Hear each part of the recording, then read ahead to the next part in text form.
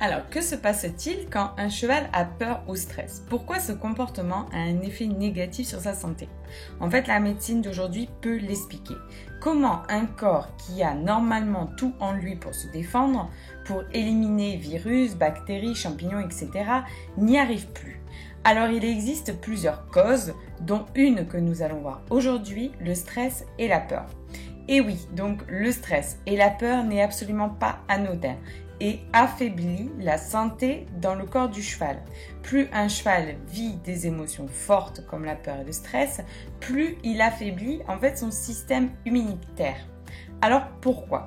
Parce que le système immunitaire et neurologique communiquent entre eux via en fait des neurotransmetteurs tels que la sérotonine, la dopamine, etc.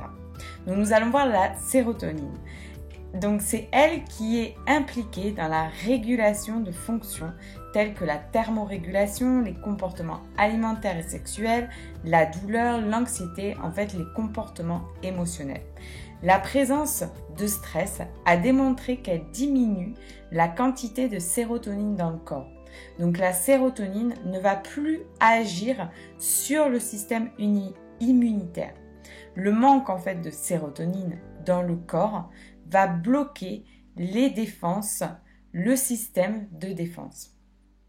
Et ce système de défense a besoin de sérotonine pour libérer en quantité ses lymphocytes, pour réparer et détruire les ennemis. Alors pourquoi savoir cela? Par exemple, sur un cheval dermiteux, on ne trouve pas la raison, on ne comprend pas pourquoi et rien n'agit. Alors par exemple sur ce cheval en question, donc qui est dans mon cas qui est souvent stressé et peureux, tant que nous n'aurons pas résolu le problème du stress qui empêche donc le système immunitaire de se défendre, rien n'y fera.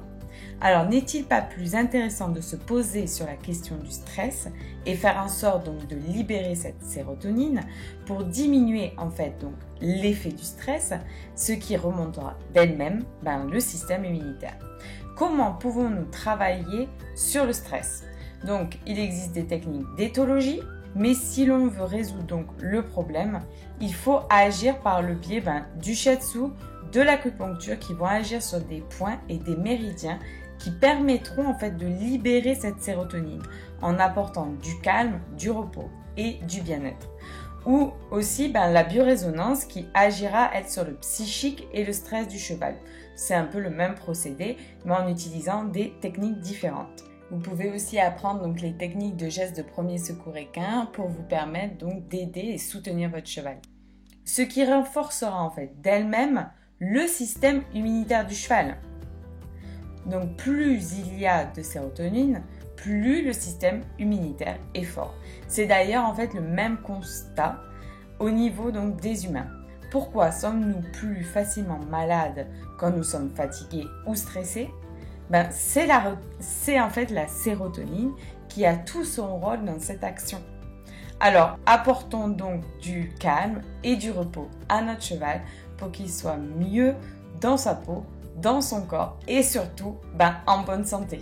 Et vous pouvez me retrouver donc sur extrabien.fr ou sur Facebook Bien-être Animal et aussi sur ma page YouTube et vous abonner donc à Sophie Albert tout simplement. Au plaisir de vous retrouver, merci.